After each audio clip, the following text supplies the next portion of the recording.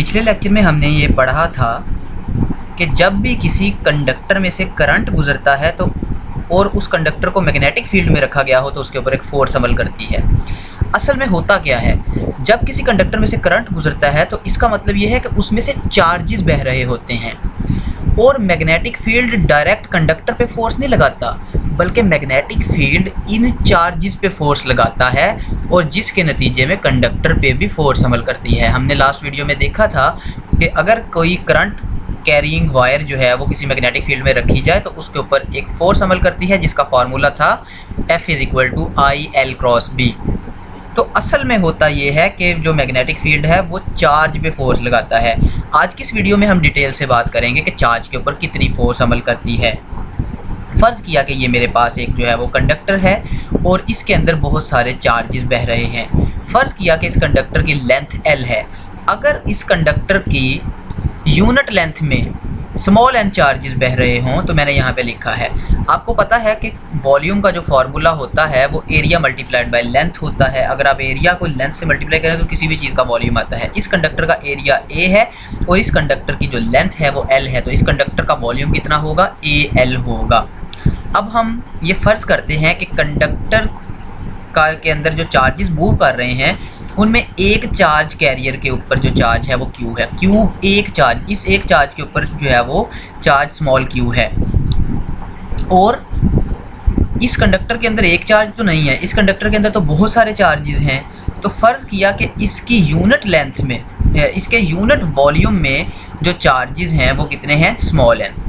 तो इसके total number of charges कितने होंगे, यानी कि इसके यूनिट वॉल्यूम में तो चार्जेस हैं स्मॉल n, तो AL वॉल्यूम जो टोटल वॉल्यूम है इसका वॉल्यूम यूनिट तो नहीं है, तो यूनिट वॉल्यूम में चार्जेस तो n होंगे, तो टोटल वॉल्यूम में चार्जेस कितने होंगे, हम n को वॉल्यूम से मल्टीप्लाई कर देंगे तो टोटल नंबर ऑफ़ चार्जेस। तो ये मेरे पास जो कंडक्टर है इसमें NaL चार्जेस इसने अपने अंदर इनक्लोज किए हुए हैं।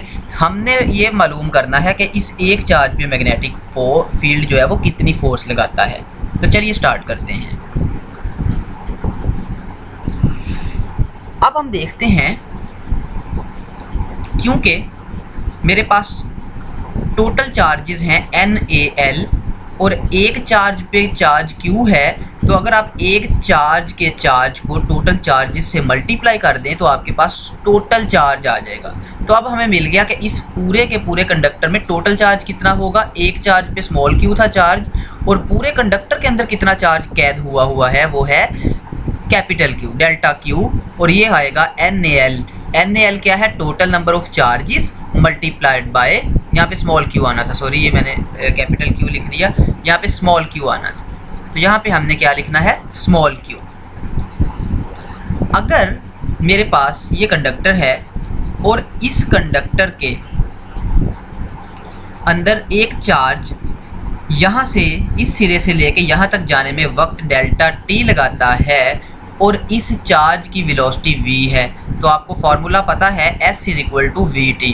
तो यहाँ पे चार्ज कितना फासला तय कर रहा है, L, तो हम लिख सकते हैं L = v delta t, L = v delta t हम लिख सकते हैं। तो हम यहाँ पे लिख सकते हैं L = v डेल्टा t, यहाँ से हमें टाइम भी मिल जाएगा। तो अब हमें टाइम भी मिल गया, यानी कि जो चार्ज है वो इस कंडक्टर के एक सिरे से दूसरे सिरे तक पहुंचने में जो टाइम उसे लगता है वो भी हमें मिल गया और इस कंडक्टर के अंदर कितने टोटल चार्ज है वो भी मिल गया। अगर आप टोटल चार्ज को टोटल टाइम पे डिवाइड कर दें तो आपको मिल जाएगा करंट। तो आपको पता चल गया कि इन NaL चार्जेस की वजह से कंडक्टर में कितना जो है वो करंट बह रहा है, NaL स्मॉल q। ये देखिए यहाँ पे हमने करेक्शन कर लिया, यहाँ हमने गलती से कैपिटल Q लिख दिया था लेकिन आपने स्मॉल q लिखना है। तो अब यहाँ पे हमें पता चल गया कि इस कंडक्टर में टोटल करंट जो है वो कितना बह रहा है। तो हमने जो है वो कंडक्टर का करंट मालूम कर लिया। करंट की वजह से जो कंडक्टर फोर्स जो है वो महसूस करता है उसका फार्मूला हमने पिछले वीडियो में देखा था, IL × B। तो I की जगह अगर हम I की ये वाली वैल्यू रख दें, पहले हम I की वैल्यू मालूम कर लेते हैं। यहाँ T की वैल्यू भी हमने पुट नहीं की, तो हम पहले T की वैल्यू पुट करते हैं जो कि आती है L/V। यहाँ पे अगर हम L/V रखें तो L से L कैंसिल हो जाएगा और ये V डिनोमिनेटर में है, डिवाइड हो रहा तो ऊपर जाके मल्टीप्लाई हो जाएगा, तो ये आपके पास आएगा NaQV। तो अब मेरे पास जो है वो फोर्स कितनी आएगी, फोर्स आएगी, हमने करंट की जगह पे NaQV करंट की वैल्यू रख दी चार्ज की शक्ल में, क्योंकि हम चार्ज के ऊपर फोर्स मालूम करना चाह रहे हैं तो हम करंट की वो वाली वैल्यू इस फॉर्मूले में पुट कर रहे हैं जिसके अंदर चार्ज आ रहा है। तो फोर्स मेरे पास आ गई NaQV L क्रॉस B। याद रखें ये IL क्रॉस B वाला फार्मूला ही है, लेकिन यहाँ पे हमने क्या किया, चार्ज की शक्ल में इसकी वैल्यू पुट कर दी है। अब इस फॉर्मूले को थोड़ा सा सिंपल करते हैं ताकि हम इस फॉर्मूले को एक चार्ज के लिए लिख सकें। आपको पता है कि यूनिट वेक्टर आपने चैप्टर नंबर 2 में पढ़ा था फिजिक्स के फर्स्ट ईयर के, कि यूनिट वेक्टर एक ऐसा वेक्टर होता है जिसकी मैग्नीट्यूड 1 होती है और वो किसी भी वेक्टर की डायरेक्शन शो करता है। इसलिए किसी भी वेक्टर को हम लिख सकते हैं L वेक्टर को L वेक्टर की magnitude multiplied by unit vector in the direction of L। तो यूनिट वेक्टर, क्योंकि हम किसी भी चीज़ को 1 से ज़रब दें तो उसकी मैग्नीट्यूड पे कोई फ़र्क नहीं पड़ता, लेकिन यूनिट वेक्टर लिखने का मकसद होता है कि आप इसकी डायरेक्शन बता रहे हैं। अब ज़रा इधर आइए फिगर में, देखें ज़रा, ये L है और हमने कहा था कि L जो लेंथ है ना, लेंथ वेक्टर की हम डायरेक्शन वही लेते हैं जो चार्ज के वेलोसिटी की डायरेक्शन होती है। इसका मतलब है कि जिस सिमत में चार्ज बह रहा है L वेक्टर की डायरेक्शन भी उसी सिमत में है। ये लास्ट वीडियो में भी हमने बात की थी, हम अब फिर इसे रिपीट करें। तो L की डायरेक्शन और चार्ज की बहाव की डायरेक्शन एक ही है। तो ज़रा देखते हैं, इसका मतलब ये होता है कि L यूनिट वेक्टर जिस डायरेक्शन में है V यूनिट वेक्टर भी उसी डायरेक्शन में है। तो आप L यूनिट वेक्टर की जगह V यूनिट वेक्टर लिख सकते हैं। तो आप L इस तरह लिख सकते हैं, L वेक्टर की जगह आप लिख सकते हैं L into V unit vector.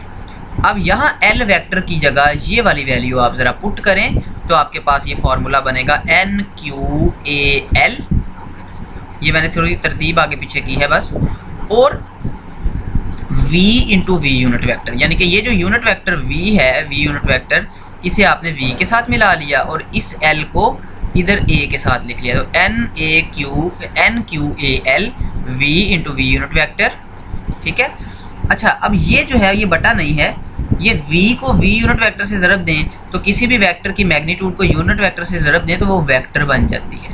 तो इन दोनों की जगह हम V वेक्टर लिख सकते हैं। तो हमारा फार्मूला बना NAL QV क्रॉस B।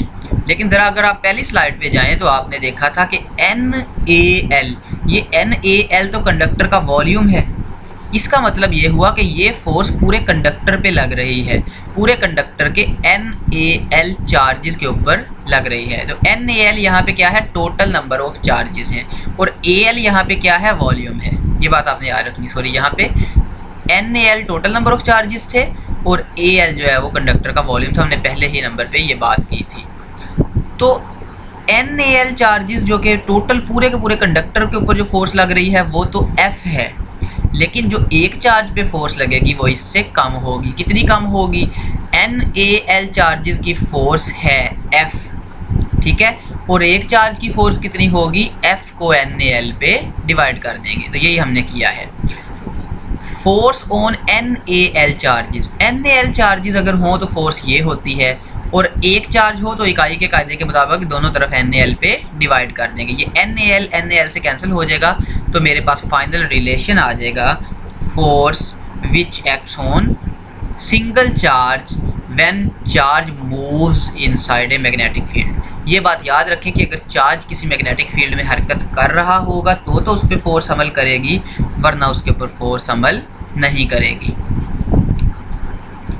अब हम चलते हैं कि अगर मेरे पास पॉजिटिव चार्ज हो, प्रोटॉन हो, अगर मेरे पास प्रोटॉन हो तो उसके ऊपर चार्ज होता है +E, और ये आपको पता है एक इलेक्ट्रॉन के चार्ज को कहते हैं। और अगर मेरे पास नेगेटिव चार्ज हो तो उसके ऊपर कितना चार्ज, इलेक्ट्रॉन के ऊपर कितना चार्ज होता है, -E। तो प्रोटॉन के लिए ये फॉर्मूला बनेगा F = +E V cross B, और इलेक्ट्रॉन के लिए फॉर्मूला बनेगा, अगर इलेक्ट्रॉन मैग्नेटिक फील्ड में हरकत कर रहा हो V वेलोसिटी के साथ, तो ये फार्मूला क्या बनेगा, F = -E × V cross B। यहाँ से ये बात हमें समझ में आती है कि प्रोटॉन के ऊपर अगर ऊपर की तरफ फोर्स लग रही है तो इलेक्ट्रॉन के ऊपर नीचे की जानब फोर्स लगेगी। अगर प्रोटॉन पे दाएं जानब फोर्स लग रही है तो इलेक्ट्रॉन पे बाएं जानब फोर्स लगेगी, यानी कि प्रोटॉन की फोर्स और इलेक्ट्रॉन की फोर्स एक दूसरे के अपोजिट होगी। यानी कि अगर आप इसे मैग्नेटिक फील्ड में एक इलेक्ट्रॉन भेजें तो उस पे फोर्स ऊपर की जानब लगेगी, अगर तो प्रोटॉन भेजें उसी मैग्नेटिक फील्ड में उसी वेलोसिटी के साथ तो उस पे फोर्स नीचे की जानब लगेगी। अब हमें कैसे पता चलेगा कि ये फोर्स की डायरेक्शन क्या होगी? तो आपने फर्स्ट ईयर के अंदर ये पढ़ा था कि ए क्रॉस बी वेक्टर्स का क्रॉस प्रोडक्ट और उसकी डायरेक्शन क्या होती है। तो इस फोर्स की डायरेक्शन के लिए हम 3 रूल इस्तेमाल करते हैं। वो रूल्स हमने पहले भी पढ़े हैं, अब हम उन्हें रिवाइज करेंगे। पहला रूल है राइट हैंड रूल। अगर आप अपनी फिंगर्स को वी की डायरेक्शन में खोलें, यानी कि चार्ज की डायरेक्शन ऑफ मोशन में ये फिंगर्स खोलें दाएं हाथ की, और फिर उन्हें मैग्नेटिक फील्ड की डायरेक्शन में कर्ल कर लें, तो आपके दाएं हाथ का जो अंगूठा है वो फोर्स ऑन चार्ज या force on current carrying conductor को ज़ाहिर करेगा। ठीक है, ये पहला तरीका है फोर्स की डायरेक्शन मालूम करने का। याद रखें कि ये फोर्स पॉजिटिव चार्ज यानी कि प्रोटॉन के लिए ये फोर्स है, तो इलेक्ट्रॉन के लिए ये फोर्स क्या होगी? इसका उलट होगा।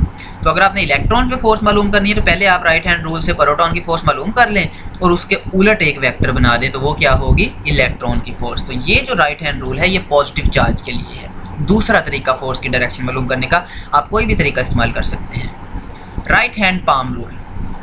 अगर आप हाथों की उंगलियां मैग्नेटिक फील्ड की डायरेक्शन में खोलें राइट हैंड की, और अंगूठे को करंट की सीमत में यानी कि चार्ज के बहाव की सीमत में अंगूठे को जो है वो खोल लें, तो आपके दाएं हाथ की जो हथेली है, जो पाम है, वो फोर्स को ज़ाहिर करेगी।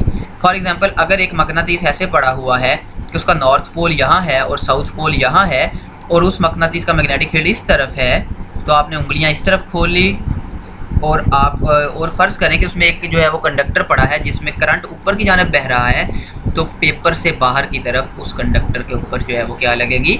मैग्नेटिक फोर्स लगेगी, जो कि मैग्नेटिक फील्ड अप्लाई करता है। अब है तीसरा तरीका। यहाँ पे मेरे पास ज़रा ज़्यादा क्लियर फिगर है। अगर मेरे पास जो है वो एक मकनातीस है, ये नॉर्थ पोल और ये साउथ पोल, तो मैग्नेटिक फील्ड की डायरेक्शन क्या होगी? नॉर्थ से साउथ। ये है लेफ्ट हैंड रूल। इस रूल में आपने बायां हाथ इस्तेमाल करना है। तीनों तरीकों से मैग्नेटिक फोर्स की डायरेक्शन एक ही निकलेगी। तो ज़रा देखते हैं। अगर आप अपने बाएं हाथ की 3 उंगलियों को 90 डिग्री पे खोल लें, ये ज़रा देखें, इस तरह खोलना है आपने अपने बाएं हाथ की उंगलियों को 90 डिग्री बना लेना है। अंगूठा ऊपर की तरफ कर लेना है, ये इंडेक्स फिंगर सामने खोल लेनी है, और ये मिडिल फिंगर को आपने बाहर की तरफ खोल लेना है। तो ये तीनों ज़रा देखें, ये और ये आपस में 90 का ज़ाविया बना रही हैं, ये और ये आपस में 90 का ज़ाविया, और ये भी आपस में 90 का ज़ाविया। ये उंगली पेपर से बाहर की तरफ आ रही है। ठीक है, ऐसे आपने अपने बाएं हाथ की उंगलियां खोल ली 3। अब इन उंगलियों को कैसे सेट करना है? अगर आप इस उंगली को मैग्नेटिक फील्ड की डायरेक्शन में कर लें, बायां हाथ आपने ऐसे करना है। अंगूठे को अगर आप जो है वो मिडल फिंगर को आप करंट की डायरेक्शन में खोल लें, तो अंगूठा जो है वो डायरेक्शन ऑफ फोर्स देगा। ज़रा फिर से देख लें। अगर आप सबसे पहले आपने अपने लेफ्ट हैंड की उंगलियों को ऐसे खोलना है, आपने अपने लेफ्ट हैंड की उंगलियों को ऐसे खोलना है कि तीनों उंगलियां आपस में 90 का ज़ाविया बनाएं। अब ये आपने ज़ाविया नहीं ख़राब करना, इस तरह ही रहने देनी है। अब आपने जो है वो क्या करना है? दूसरे नंबर पे इस इंडेक्स फिंगर को जो है वो मैग्नेटिक फील्ड की डायरेक्शन में कर लें, मिडिल फिंगर को करंट की डायरेक्शन में कर लें, तो थंब जो है ये अंगूठा, ये बाएं हाथ का जो अंगूठा है, ये मैग्नेटिक फोर्स की डायरेक्शन को ज़ाहिर करेगा। यहाँ मैं फिर ये बताता चलूँ कि ये मैग्नेटिक फोर्स की जो डायरेक्शन है ये पॉजिटिव चार्ज के लिए है, नेगेटिव चार्ज के लिए नहीं है। तो अगर आपने नेगेटिव चार्ज पे डायरेक्शन जो है वो मालूम करनी है, तो पहले पॉजिटिव चार्ज की डायरेक्शन, पॉजिटिव चार्ज के ऊपर जो फोर्स लगेगी या पॉजिटिव चार्जेस की वजह से पॉजिटिव चार्जेस के करंट की वजह से जो फोर्स लगेगी, पहले वो मालूम करें, और उसके उलट एक जो है वो वेक्टर बना लें, तो वो नेगेटिव चार्ज के ऊपर जो है वो फोर्स अमल करेगी। तो आज के लेक्चर में हमने ये सीखा कि जब भी किसी करंट कैरिंग कंडक्टर को हम मैग्नेटिक फील्ड में रखते हैं तो उस कंडक्टर पे फोर्स लगती है। ये तो हमने पहले ही कहा था, लेकिन असल में ये फोर्स चार्जेस पे लगती है। और आज हमने ये मालूम किया कि कंडक्टर में तो बहुत चार्जेस होते हैं, तो कंडक्टर पूरे पे तो फोर्स ज़्यादा लगेगी, लेकिन एक चार्ज पे फोर्स जो है वो कितनी लगेगी, उसका रिलेशन आज हमने मालूम किया। मुझे उम्मीद है कि आपको ये टॉपिक समझ आ गया होगा। अगली वीडियो में हम इससे नेक्स्ट टॉपिक करेंगे। अभी तक के लिए इतना ही, और जाते जाते एक बार और आप प्लीज़ नीचे दिए गए रेड कलर के सब्सक्राइब बटन को ज़रूर प्रेस कर दीजिएगा, इससे हमारी हौसला अफजाई होती है। नेक्स्ट वीडियो में हम हाज़िर होंगे अगले टॉपिक के साथ। अल्लाह हाफिज़।